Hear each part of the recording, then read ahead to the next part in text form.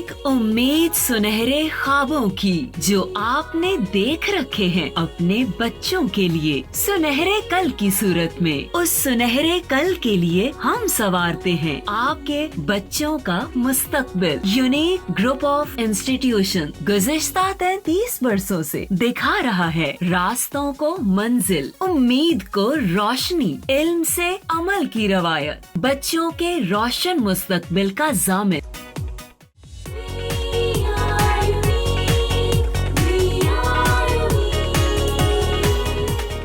अस्सलाम वालेकुम, मेरा नाम मोहम्मद ताहिर और मैथमेटिक्स 9th क्लास के लेक्चर नंबर 62 के साथ आपके साथ मौजूद हूँ मैं। लास्ट टाइम थ्योरम्स की हद तक इस चैप्टर को हम कंप्लीट कर चुके।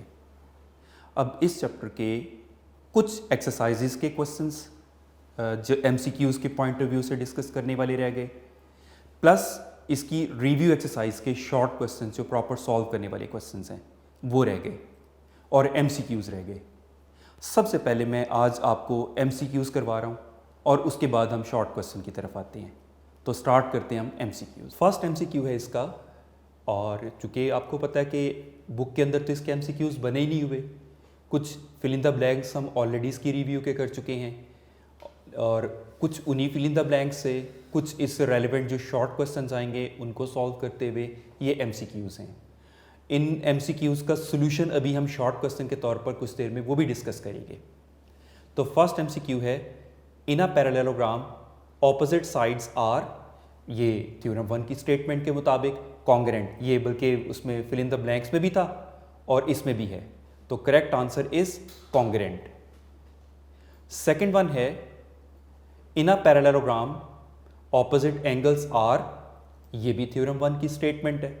इस थ्योरम की स्टेटमेंट के मुताबिक ये सेकंड पोर्शन तक थ्योरम 1 का, और इसके मुताबिक ये भी कॉन्ग्रेंट ही है।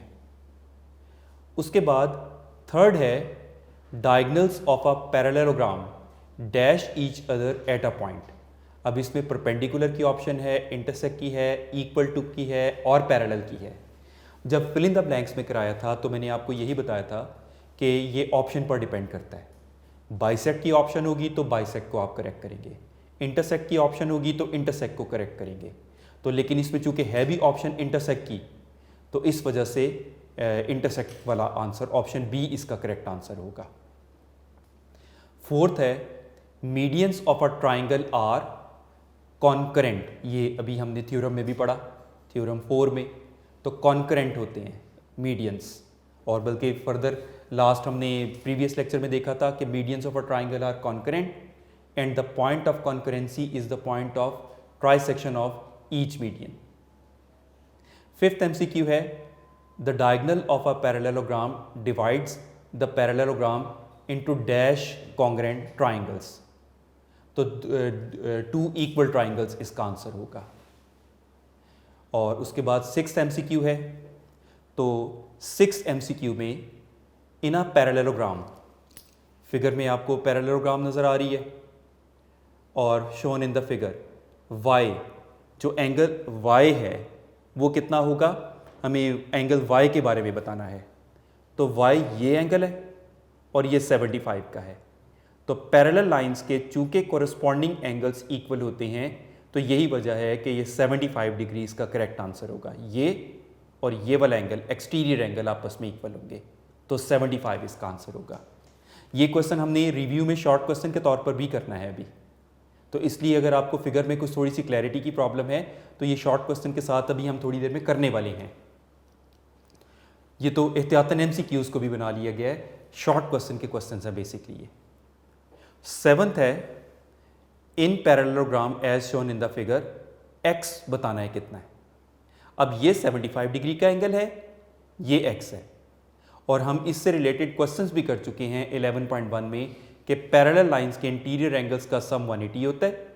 तो x और 75 का सम 180, इक्वेशन को सॉल्व करके x का आंसर 105 डिग्रीज आ जाएगा, 105 डिग्रीज इसका करेक्ट आंसर होगा।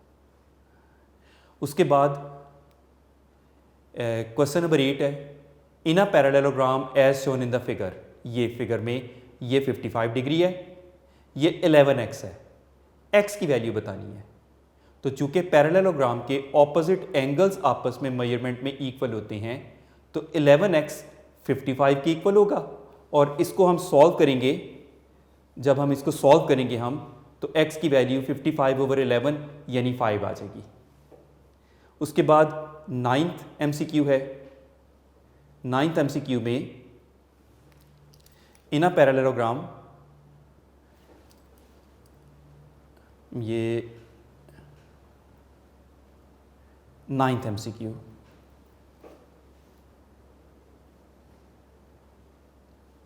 जी 9th MCQ में पैरेललोग्राम ही गिवन है इसमें,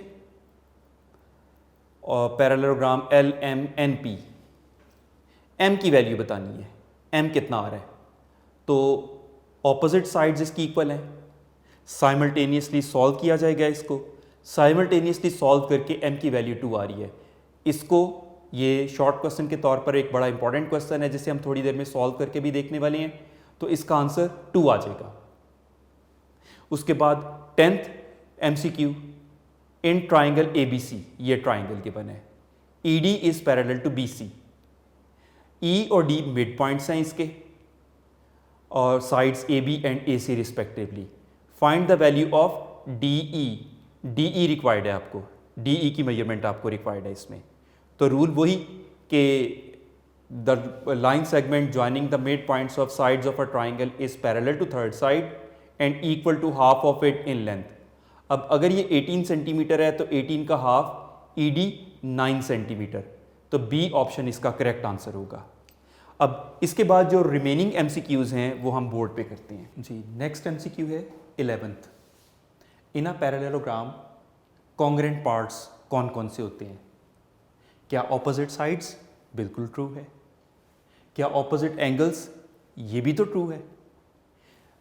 डायगनल्स? ये भी ट्रू, ये डायगनल्स इसके पैरेललोग्राम में कॉन्ग्रेंट होना ज़रूरी नहीं होता। तो जब A और B ऑप्शन दोनों करेक्ट हैं तो फिर आपको हर सूरत अगली ऑप्शन ज़रूर देखनी है कि ऑपोजिट साइड्स एंड एंगल्स। अब ये भी करेक्ट है, ये भी करेक्ट है, ये भी करेक्ट है, लेकिन मैंने फाइनली करेक्ट इसी को क्यों कहा? क्योंकि जब भी कभी MCQ होता है उसका ज़रूरी नहीं ये मतलब हो कि चूज़ द करेक्ट आंसर, उसका ये मतलब होता है choose the best answer. Sometimes एक से ज़्यादा आंसर्स मौजूद होते हैं, लेकिन आपको उनमें से बेस्ट आंसर देखना है, क्योंकि अगर हम इसको करेंगे तो गलत नहीं है, लेकिन इसी MCQ के अंदर मौजूद इंफॉर्मेशन की वजह से हम उसको कंप्लीट नहीं कह सकते। इसी तरह B भी कंप्लीट नहीं समझा जा सकता, जबकि D option opposite sides and angle complete information है। 12th है alternate angles on the parallel lines intersected by a transversal, यानी पैरेलल लाइंस के ऑल्टरनेट एंगल जब एक ट्रांसवर्सल इंटरसेक्ट कर रहा हो तो वो कॉन्ग्रेंट होते हैं। ये तो जूनियर क्लासेस में भी हमने पढ़ा हुआ है। Alternate angles, corresponding angles, vertical angles, ये तीनों के बारे में हम पढ़ चुके हुए हैं। मैं इवन देन थोड़ा सा अगर रफ में इसको बता दूं कि इन केस अगर ये पैरेलल लाइंस हैं और ये ट्रांसवर्सल है, तो इस पोजीशन के एंगल्स, चलिए इसका नाम हम A, इस एंगल को B कह लेते हैं। एक्सटीरियर साइड पर भी हो सकते हैं। I have given one of the example. तो ये ऑल्टरनेट एंगल्स हैं, ये मेजरमेंट में इक्वल होते हैं, तो कॉन्ग्रेंट होते हैं, मेजरमेंट में इक्वल होते हैं, एक ही बात है। उसके बाद 13th है corresponding angles on the parallel lines intersected by a transversal, वो भी कॉन्ग्रेंट होते हैं। ये बात अब हम फिगर से देखते हैं कि एंगल B का कोरिस्पॉन्डिंग एंगल C होगा। ये दो कोरिस्पॉन्डिंग एंगल्स हैं। ऑल्टरनेट एंगल्स ट्रांसवर्सल की ऑपोजिट साइड्स पर होती हैं, कोरिस्पॉन्डिंग एंगल्स ट्रांसवर्सल की सेम साइड पर होते हैं। उनके जो वर्टिसेस हैं वो सेम नहीं होते, लेकिन ज़्यादा बड़ी पहचान ट्रांसवर्सल के ऑपोजिट साइड्स या ट्रांसवर्सल के सेम साइड पर होना है। उसके बाद 14th है if two lines intersect each other, दो लाइंस अगर एक दूसरे को इंटरसेक्ट कर रही हैं तो उनसे बनने वाले वर्टिकली ऑपोजिट एंगल्स भी कॉन्ग्रेंट होते हैं। ये एंगल इसके कॉन्ग्रेंट होगा और ये एंगल इस एंगल के कॉन्ग्रेंट होगा। 15th है डायगनल्स ऑफ रेक्टेंगल।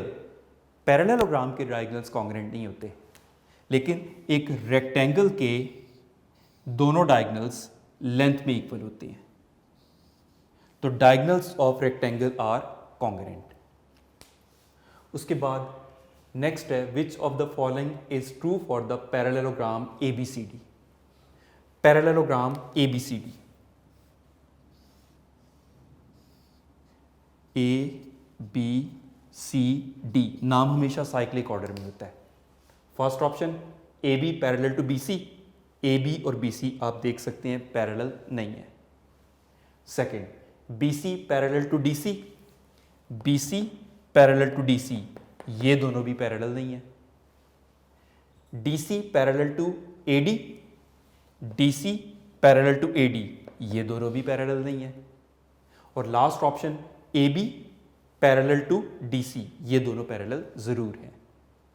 और अगर फिगर ना भी बनाई जाए तो एक शॉर्टकट टेक्निक से भी बताता हूँ। इन दोनों में देखें B कॉमन आ रहा है, तो कॉमन पॉइंट तो इंटरसेक्ट हो गया ना।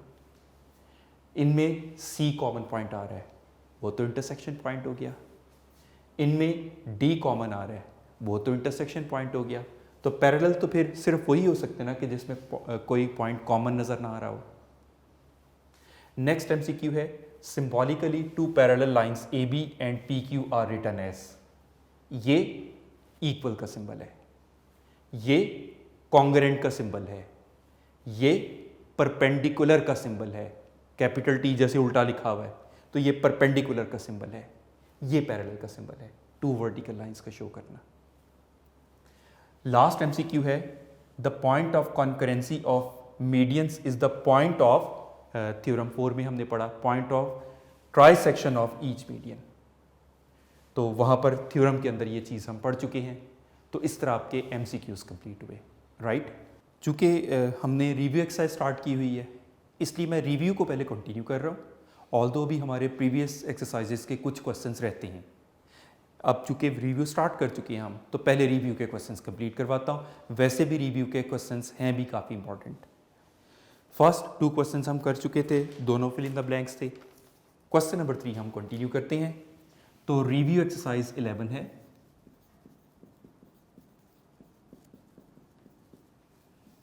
इसका क्वेश्चन नंबर 3 से स्टार्ट करते हैं, जो कि MCQ के तौर पर भी, ये सारे वही क्वेश्चंस हैं जो MCQ के तौर पर भी आप लोगों ने देखे अभी। अब यहाँ पर प्रॉपर इनका सोल्यूशन है। तो find the unknowns in the given figure. और गिवन फिगर क्या है? एक पैरेललोग्राम बनी हुई है और ये उसका एक्सटीरियर एंगल है, ये लेंथ इसके इक्वल शो की गई है, ये लेंथ इसके इक्वल शो की गई है।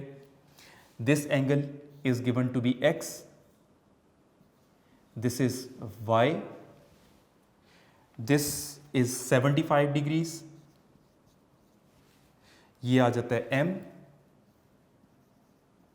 और ये n। यानी हमने इसमें 1, 2, 3 और 4 थिंग्स फाइंड करनी है और एक एंगल हमें गिवन है। और MCQ में ये इन दोनों का रिलेशन बताया गया था कि y 75 का था और ये सिंपल पैरेलल लाइन के ऑल्टरनेट एंगल्स की वजह से है। तो इसमें इन द गिवन फिगर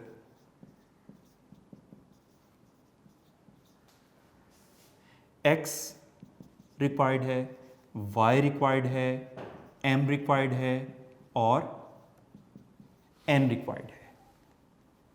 अब साथ साथ हम उनकी रीज़न बताना ज़रूरी है, जैसा कि आप लोगों को पता है। और गिवन क्या है? Given that given figure is a parallelogram. ये चीज़ हमें एक तरह से अंडरस्टूड गिवन है। अब इसके अंदर सबसे पहले चलें हम y को ही ले लेते हैं जो MCQ था। y is equal to 75 degrees. वो कैसे? पैरेलल लाइंस के ऑल्टरनेट, ये कोरिस्पॉन्डिंग एंगल्स इक्वल होते हैं इस वजह से। तो कोरिस्पॉन्डिंग एंगल्स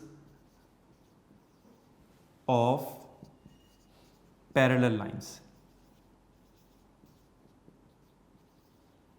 इक्वल होती हैं, तो इसलिए y डायरेक्टली आपके पास 75 डिग्रीज का आ गया। उसके बाद x और y का सम 180 डिग्री है, एडजेसेंट सप्लीमेंट्री एंगल्स हैं, angles on the straight line है, तो मोर ओवर x और y का सम 180 डिग्रीज है। रीजन एडजेसेंट सप्लीमेंट्री एंगल्स हैं ये।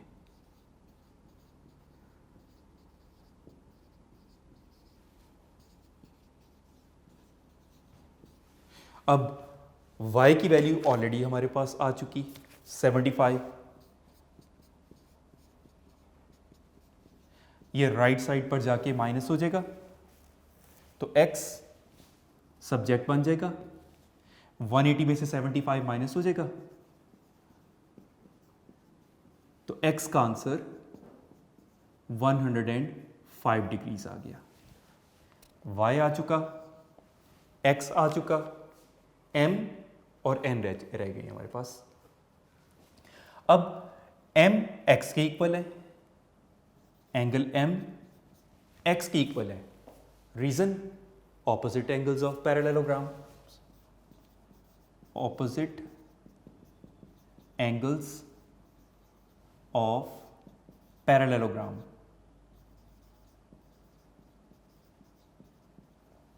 यानी m की वैल्यू x के इक्वल यानी 105 डिग्रीज m भी आ गया। अब क्या रह गया n, ये भी तो ऑपोजिट एंगल्स ऑफ पैरेललोग्राम है, तो ऑल्सो n भी 75 डिग्रीज का आ गया, और रीजन इसकी भी वही ऑपोजिट एंगल्स ऑफ पैरेललोग्राम।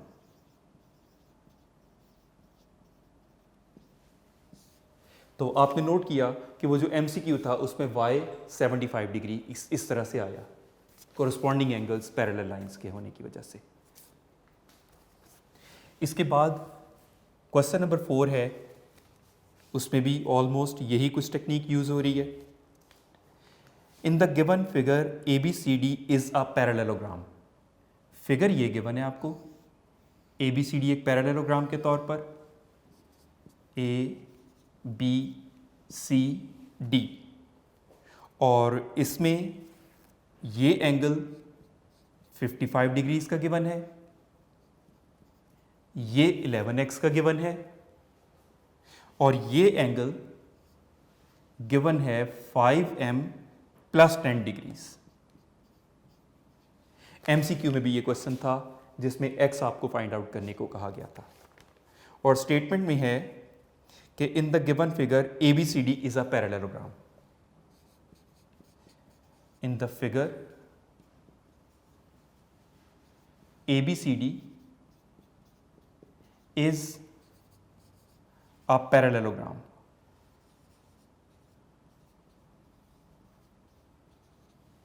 अब इस पैरेललोग्राम में x और m की वैल्यू रिक्वायर्ड है, x की वैल्यू रिक्वायर्ड है एंड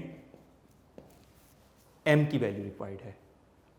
तो सबसे पहले चलिए हम x करते हैं, as 11x is equal to 55, या चलिए हम मेजरमेंट एंगल्स की शक्ल में पहले लिख लेते हैं। Measurement angle A is equal to measurement angle C। Reason वही सेम जो हम ऑलमोस्ट एवरी क्वेश्चन में यूज कर रहे हैं, opposite angles of parallelogram.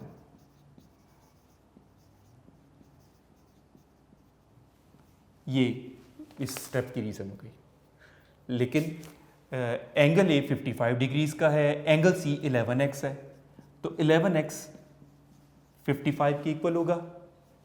x को सब्जेक्ट बना लिया, 55 ओवर 11, तो x की वैल्यू 5 आ जाती है।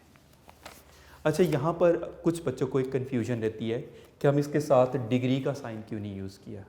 एक्चुअली डिग्री का साइन पूरे एंगल के लिए है, ओनली एक्स को जब हम इसमें पुट करेंगे तो 11 इंटू 5 मल्टीप्लाई होकर टोटल तो 55 डिग्री आएगा ना। तो जो वेरिएबल की वैल्यू है उसके साथ उसका डिग्री का सिंबल देना ज़रूरी नहीं होता, ओवरऑल वो पूरे एंगल के साथ आप शो करेंगे। उसके अलावा अब इन दोनों एंगल्स का सम 180 डिग्री, पैरेलल लाइंस के इंटीरियर एंगल्स का सम 180 डिग्री, वो रूल यूज करेंगे। As interior angles of parallel lines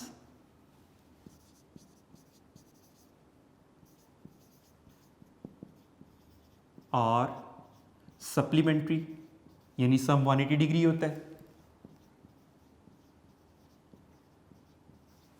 तो फिर मेजरमेंट एंगल ए और मेजरमेंट एंगल डी का सम 180 डिग्री होगा। मेजरमेंट एंगल ए 55 डिग्रीज है और ये 5m + 10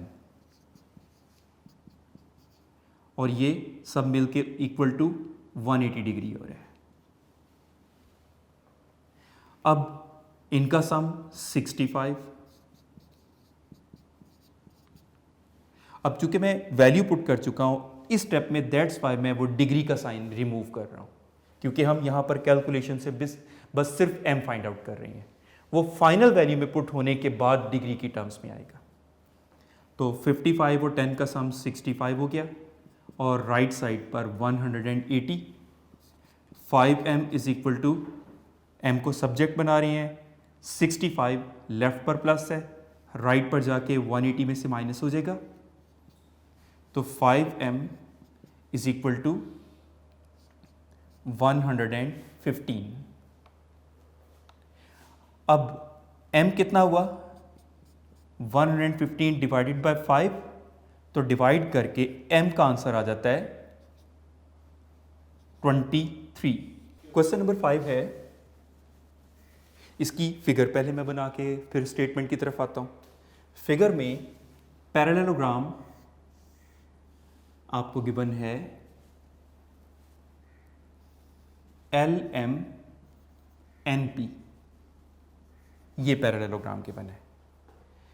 इसमें ये दोनों एंगल्स 55 डिग्रीज के गिवन है, ऑपोजिट एंगल्स होते ही इक्वल हैं। ये साइड 8m - 4n और इसकी ऑपोजिट साइड्स साइड 8 गिवन है। ये लेफ्ट साइड 4m + n और ये 10। स्टेटमेंट में गिवन है find the given figure LMNP is a parallelogram. Given है LMNP इज अ पैरेललोग्राम। तो हमें m और n रिक्वायर्ड है। एक MCQ ये भी तो था, उसमें सिर्फ m फाइंड आउट करना था। तो ज़रूरी नहीं है कि दोनों चीज़ें आपको फाइंड आउट करने के लिए कही जाए। शॉर्ट क्वेश्चन में अगर ये क्वेश्चन आता है तो कोई एक अननोन, कोई एक वेरिएबल भी तो हो सकता है, ज़रूरी नहीं कि दोनों फाइंड आउट करने को कहे जाए। तो इसमें एज द ऑपोजिट साइड्स, एक ही दफ़ा उसकी रीज़न लिख के ना फिर दोनों स्टेटमेंट्स को इकट्ठा इक्वेट कर लेंगे। Opposite sides of parallelogram are congruent, so 4m + n 10 के इक्वल होगा।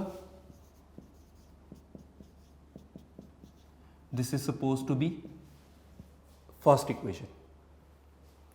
और दूसरा ऑपोजिट साइड्स 8m - 4n वाली साइड 8 के इक्वल होगी। ये हो गई सेकेंड इक्वेशन। अब ये 2 वेरिएबल्स के साथ 2 इक्वेशंस हैं जिन्हें साइमल्टेनियसली आप सॉल्व करेंगे। साइमल्टेनियसली सॉल्व करने की वही 8th क्लास 7th क्लास वाली टेक्निक, जिसमें आप इक्वेटिंग कोएफिशिएंट से भी कर सकते हैं, एलिमिनेशन से भी कर सकते हैं और सब्सटीट्यूशन से भी कर सकते हैं। इवन 9th क्लास में आके आपने मैट्रिसेस की टेक्निक भी सीख ली है, लेकिन वो बहुत बड़े क्वेश्चन हो जाते हैं, तो बेटर यही है कि हम साइमल्टेनियसली सॉल्व करने की टेक्निक करें। इवन ग्राफिकल भी अभी आपके सेकंड टर्म में आएगा, उसके साथ भी सॉल्व किया जा सकता है, लेकिन साइमल्टेनियसली सॉल्व करना सबसे कम स्टेप्स, सबसे आसान और मिनिमम चांसेस ऑफ मिस्टेक होते हैं। उसमें से भी इक्वेटिंग कोएफिशिएंट कंपैरेटिवली सेफ है, उसको हम यूज़ करते हैं। तो इसमें चलिए हम पहले n के कोएफिशिएंट्स को सेम बनाते हैं। इसमें 4n है, इसमें n है। अगर हम फर्स्ट इक्वेशन को 4 से मल्टीप्लाई कर दें तो ये 4n हो जाएगा, और चूंकि ऑपोजिट साइंस हैं तो फिर उसके बाद ऐड करना होगा। तो स्टेटमेंट ये बनेगी मल्टीप्लाइंग फर्स्ट इक्वेशन बाय 4 से मल्टीप्लाई करेंगे फर्स्ट इक्वेशन को तो 4n हो जाएगा, और फिर ऑपोजिट साइंस हैं तो ऑपोजिट साइंस वालों को ऐड करते हैं तो कैंसिल होंगे। सेम साइंस हो यानी दोनों प्लस हो या दोनों माइनस हो तो सब्ट्रैक्ट करना पड़ता है, तो साइन चेंज होते हैं ना। बाय 4 एंड उसके बाद एडिंग इन सेकेंड इक्वेशन। तो सबसे पहले फर्स्ट इक्वेशन पूरी को मैं 4 से मल्टीप्लाई करने लगा। ये हो जाएगा 16m, ये हो जाएगा प्लस 4n और राइट साइड पर 40। और चूंकि सेकेंड इक्वेशन में ऐड करना है तो सेकेंड इक्वेशन को अभी as it is 8m minus 4n is equal to 8 add किया, same coefficient opposite sign plus minus 4n से कैंसिल।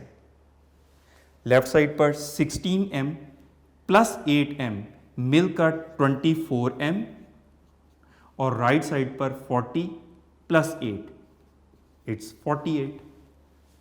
अब m को सब्जेक्ट बनाना है, उसके लिए 24 राइट पर जाके डिवाइड हो जाएगा, तो m will be equal to 48 over 24, तो डिवाइड होके m का आंसर आ जाएगा 2। अब m की इस वैल्यू को किसी इक्वेशन में फर्स्ट पे पुट कर लें, सेकंड में कर लें।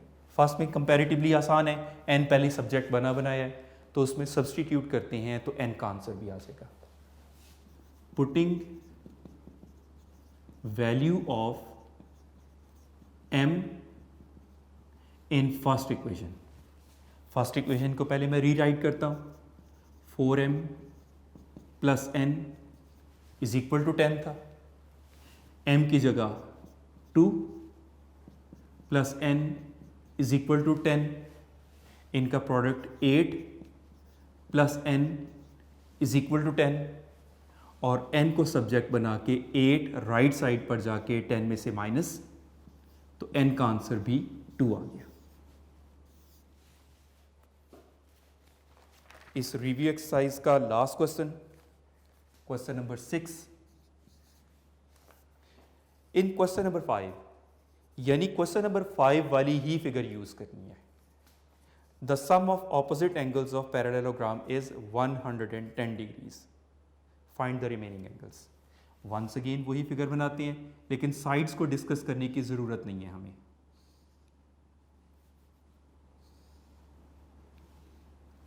तो पैरेललोग्राम है L, M, N और P, और सिर्फ एंगल्स 55 डिग्री 55 डिग्री।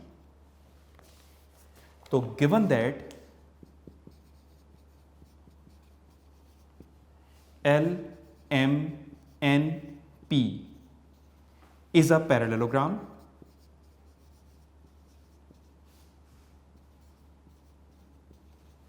और उसके ऑपोजिट एंगल्स का सम 110 डिग्री गिवन है, and sum of opposite angles is 110 degrees, यानी measurement angle L plus measurement angle N मिलकर 55 प्लस 55 यानी 110, वो हमें ऑलरेडी पता है। रिक्वायर्ड क्या है? इसके रिमेनिंग एंगल्स। रिमेनिंग एंगल्स के लिए पहले हम सम ऑफ इंटीरियर एंगल्स का यूज करते हैं। तो as sum of the interior angles of parallel lines, interior angles of parallel lines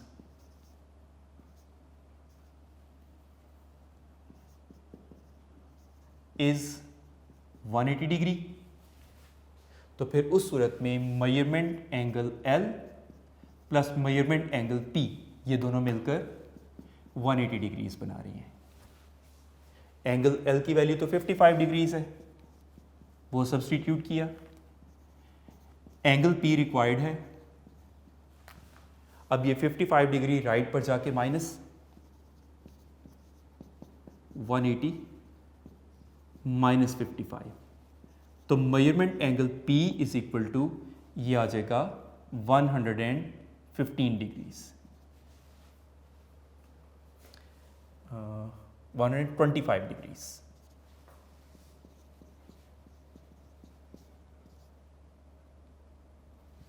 तो मेजरमेंट एंगल P 125 डिग्रीज। यहां एक चीज थोड़ी सी डिस्कस करने वाली। अब यहां पर सॉल्यूशन के साथ साथ मैंने डिग्रीज लिखा है, कहीं नहीं लिखा था। अगेन कंफ्यूजन का point. The difference is that जिन क्वेश्चन के अंदर एंगल के इनसाइड कोई वेरिएबल दिया गया है और आमतौर पर उसकी पहचान स्मॉल लेटर होती है। स्मॉल लेटर पहचान है, लेकिन एक्चुअल कॉन्सेप्ट क्या है कि एंगल की मेजरमेंट के अंदर कोई वेरिएबल गिवन होना। तो ऐसी सूरत में हम ओवरऑल एंगल के जब सब्स्टिट्यूट करते हैं तो उसके साथ डिग्री साइन देते हैं। ये कैपिटल लेटर्स तो पहले ही उसी एंगल को डायरेक्टली शो कर रहे हैं, इसलिए हम ड्यूरिंग सॉल्यूशन में डिग्री साइन शो कर रहे हैं। अब एंगल P और एंगल M आपस में इक्वल है, तो as opposite angles of parallelogram are congruent, so measurement angle M will be equal to measurement angle P, यानी measurement angle M वो भी 125 डिग्रीज के इक्वल आ जाएगा, राइट। तो इस तरह से आप लोगों की रिव्यू एक्सरसाइज कंप्लीट हुई। रिव्यू एक्सरसाइज के शॉर्ट क्वेश्चंस, ऑब्जेक्टिव टाइप सब कुछ डिस्कस हुआ। इस चैप्टर में से प्रीवियस एक्सरसाइजेस में से एक्सरसाइज थ्योरम 4 और 5 से रिलेटेड एक्सरसाइज 11.4 और 11.5, इससे रिलेटेड चंद क्वेश्चंस डिस्कस करने वाले रह गए हैं। वो इंशाल्लाह नेक्स्ट लेक्चर में हम कंप्लीट करके बल्कि चैप्टर 12 भी स्टार्ट कर लेंगे इंशाल्लाह। Thank you very much and best of luck.